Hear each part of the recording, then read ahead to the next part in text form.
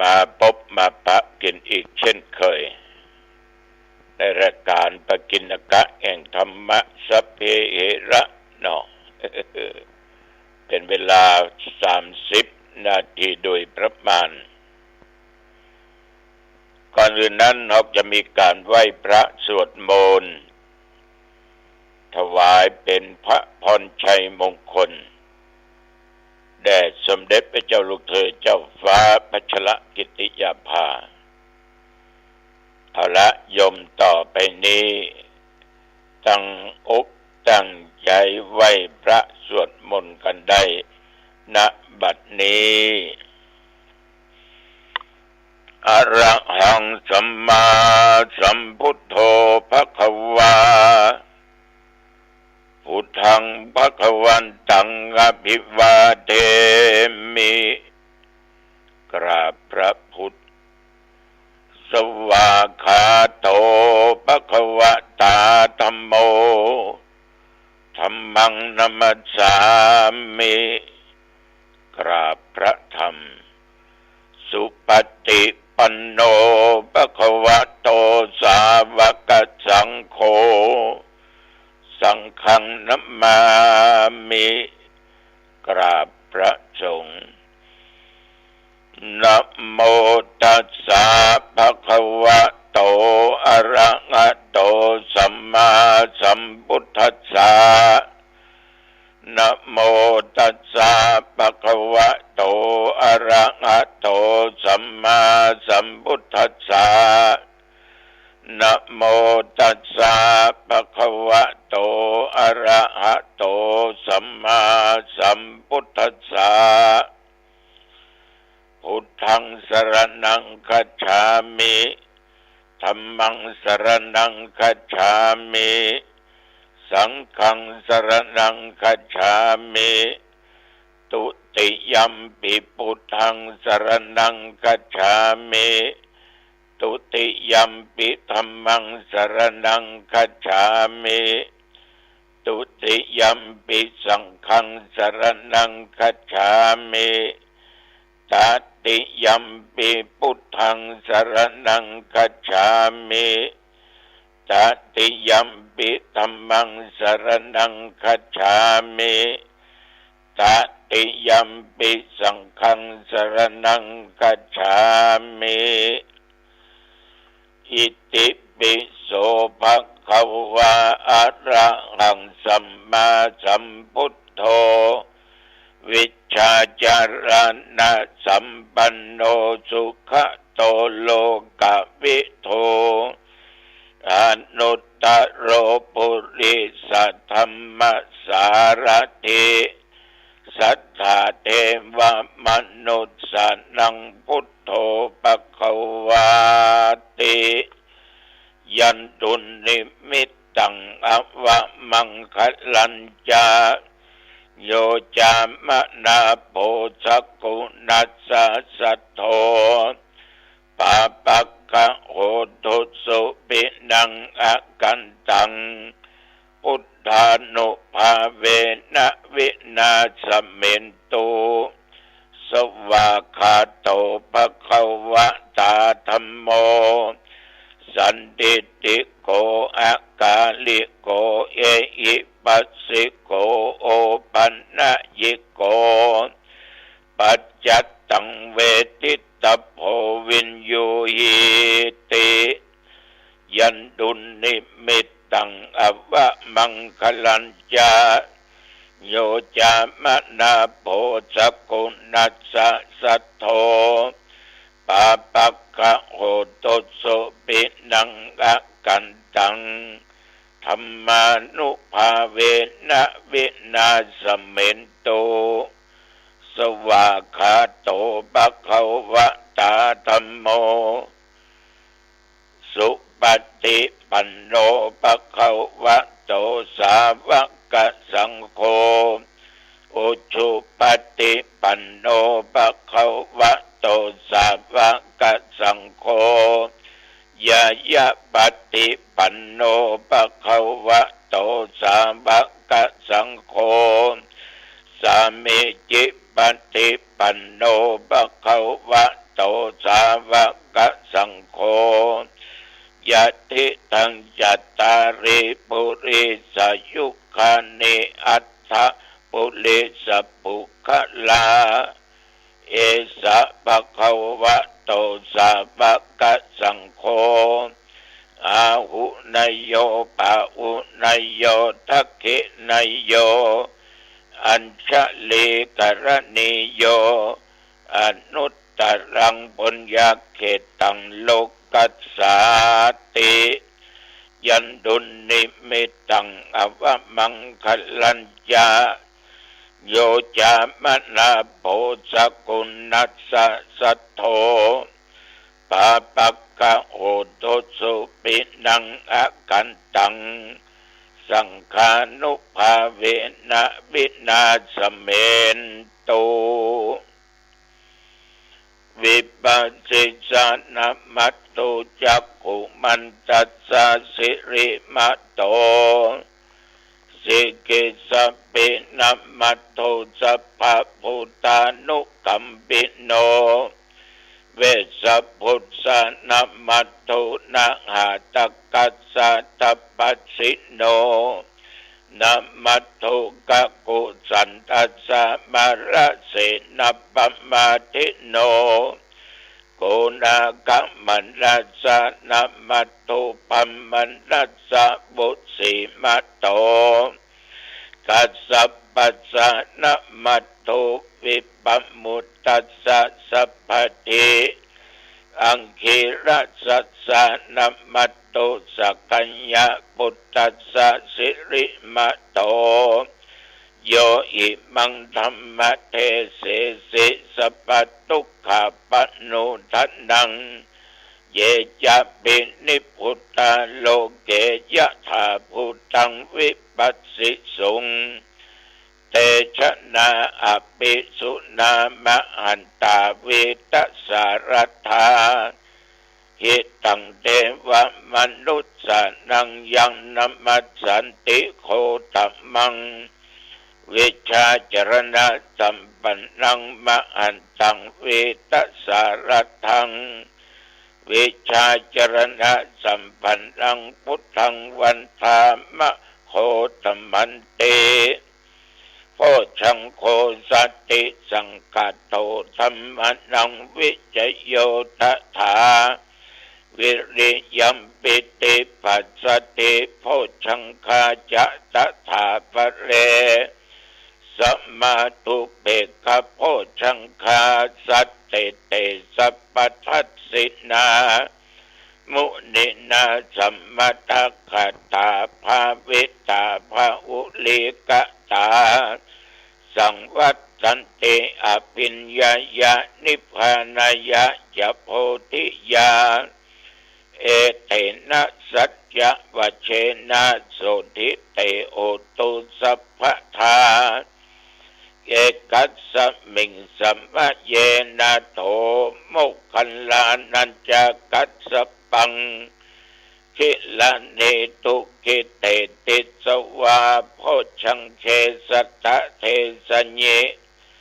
เตจะตังอภินันติตวาโลกามุตกิงสุตังคะเน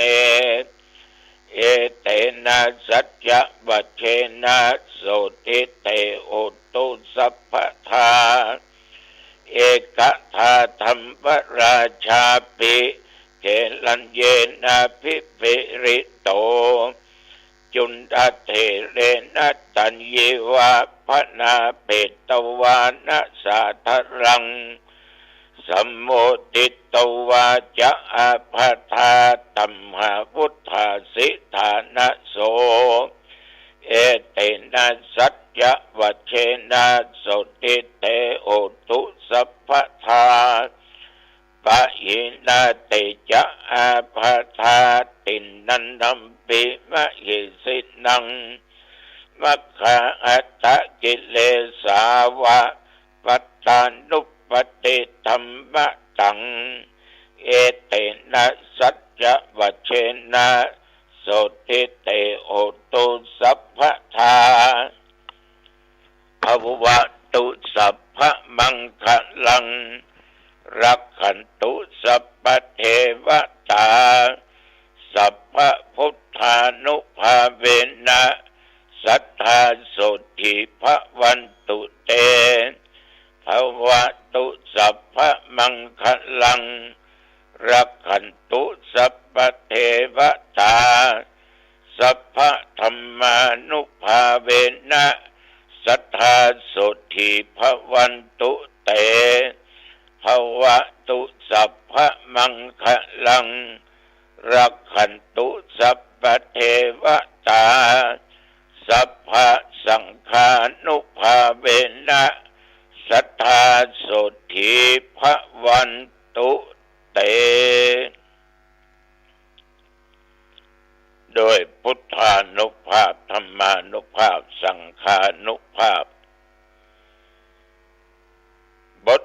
มนต์นี้เป็นบทศักดิ์สิทธิ์ขอตั้งสัจจะวาจาถวายเป็นพระพรชัยมงคล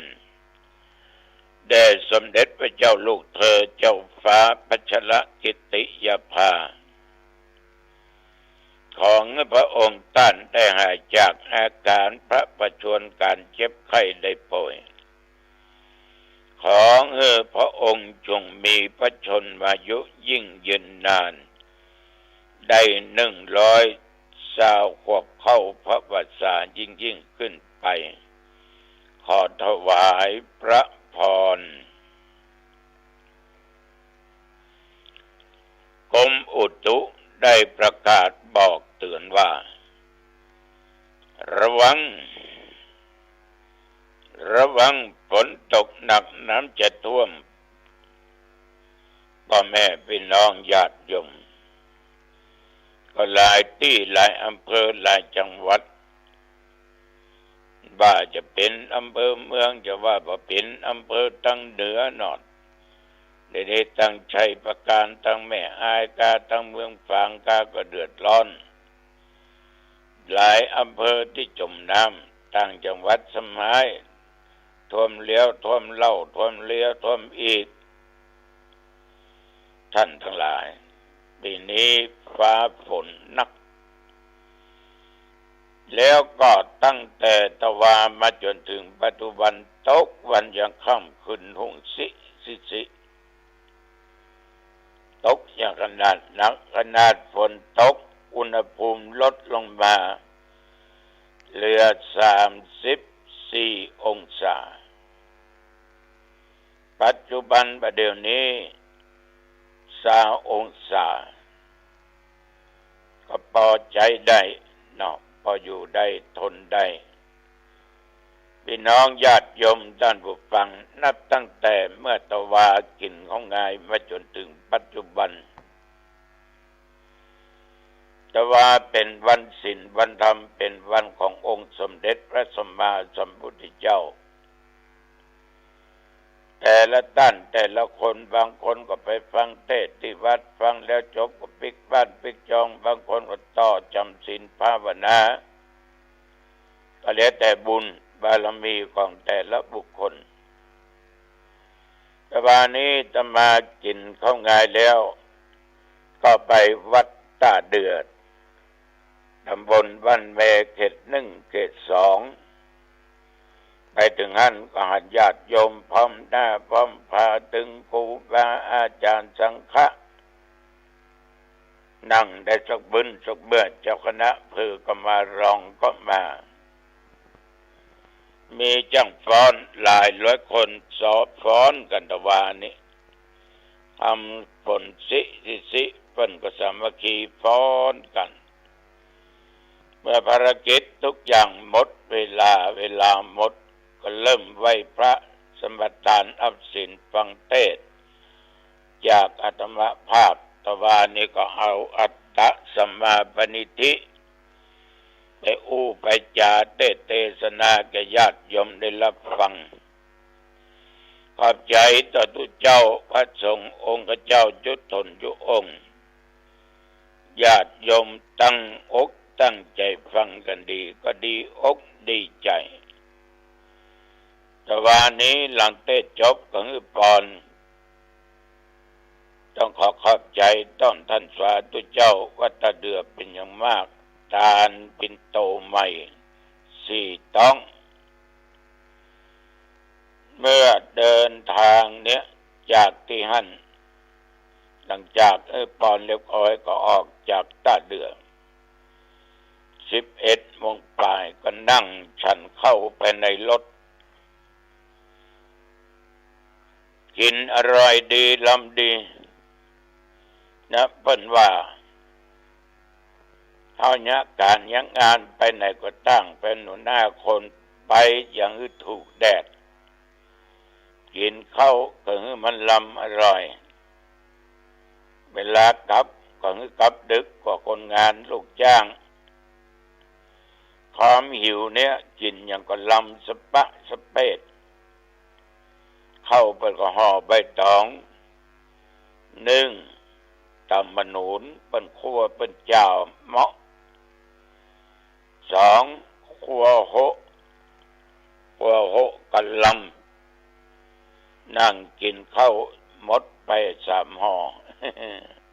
จะห่อใหญ่นะห่อพอให้พอดีเนี่ยท่านทั้งหลายนั่งฉันเข้าไปในรถวิ่งไปอำเภอแม่ริมก็ไปเทศนาโครงการธรรมะสั่งสอนของคณะสงฆ์ตำบลห้วยทรายอำเภอแม่ริมที่วัดห้วยทรายวัดวาลุกลามไปถึงก็หัดญาติโยมนั่งพร้อมหน้าพร้อมตาบางคนก็เที่ยวไปมาไปกินข้าวกินอาหารว่างกันท่านเจ้าคุณใหม่ท่านก็ไปถึงนั่นละถึงเจ้าณตำบลสาธุเจ้าทุกวัดเมื่อถึงเวลาท่านเจ้าคุณรองอำเภอแม่ริมก็มอบใบประกาศแก่บาศกบาสิกาดีเด่นท่านทั้งหลายมอบถึงข้าวสารมอบถึงยังท่านก็ได้ทานข้าวสารกับจตุปัจจัยแก่ตนมาภาพท่านมอบเดียวท่านก็กลับถึงเวลาก็เทศนาธรรมขอบใจทุกเจ้าบรรเนรและญาติโยมนั่งฟังกันแบบสงบตั้งอกตั้งใจดี3 โมงก็ออกจากที่หั่นมาแวะที่วัดหนองตอง4 โมงครึ่ง5 โมงอาบน้ำอาบท่าใส่ผ้าใส่ผ่อนแต่งเนื้อแต่งตัวออกวัดไป5 โมง 45เดินทางไปอำเภอฮอดที่ตำบลนาคอเรือไปที่วัดอรัญญวาสตำบลนาคอเรืออำเภอฮอดเนี่ยญาติโยมที่ยังเป็นสำนักสงฆ์อีก 7-8 สำนักสงฆ์ด้วยกันวัดที่ถูกต้องก็มีวัดอรัญญวาสวัดเดียวก็เลย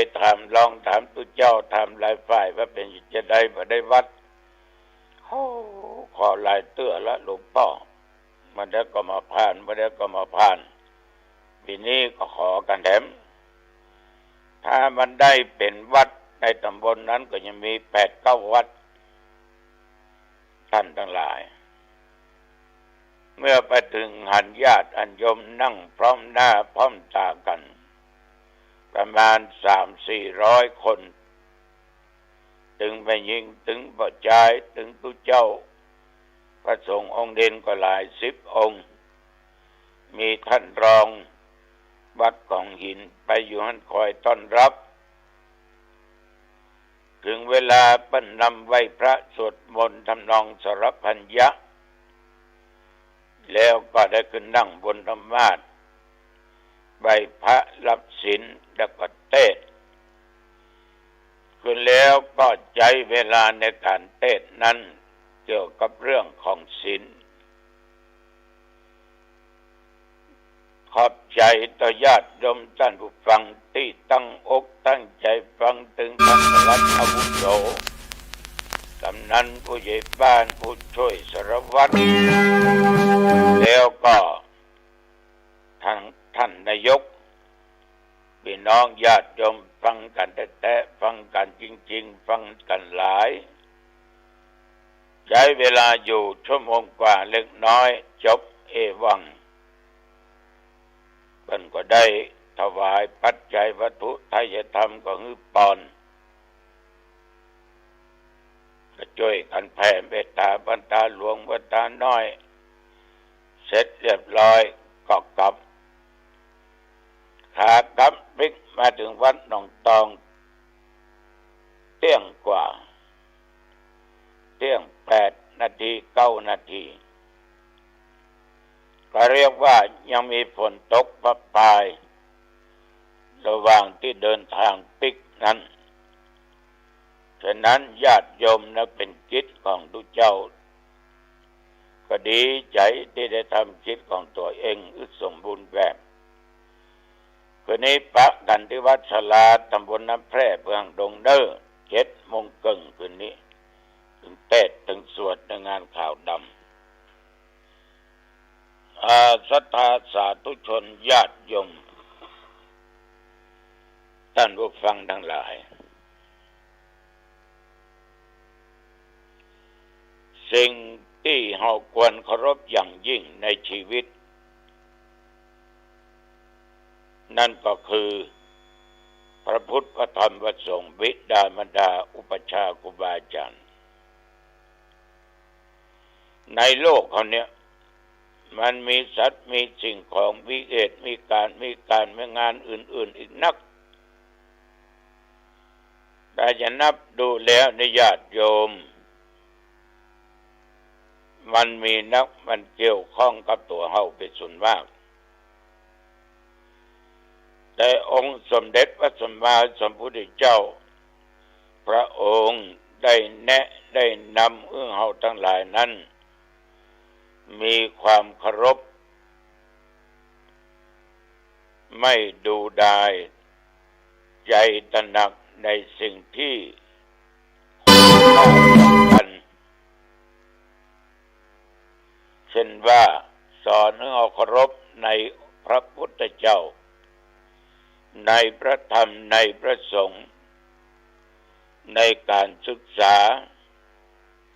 ในสมาธิในความประมาทในการต้อนรับแขกนอกจากเคารพพระพุทธพระธรรมพระสงฆ์พ่อแม่ครูบาอาจารย์แล้วต้องเคารพสิ่งเหล่านี้ความเคารพในพระสัมมาสัมพุทธเจ้าคือการตระหนักถึงพระคุณงามความดีอันมีอยู่ในพระองค์ท่านซึ่งจะกล่าวโดยย่อก็ได้แก่พระปัญญาคุณพระบริสุทธิคุณพระมหากรุณาธิคุณเพียงแต่แค่นี้มันก็ล้นเลิศประเสริฐดีนักเราทุกคนก็ควรด้วยการเคารพการบูชาอันนี้ตัวเจ้าขอฝากไว้กับญาติกับโยมเอาละอุจจาเป็นมาเป็นเวลาพอสมควรอายุวันนะสุขะพละจงบังเกิดมีแก่ทุกท่านทุกคนพบกันไว้โอกาสหน้าเจริญพรแก๊งสแกมเมอร์หรือแก๊งคอร์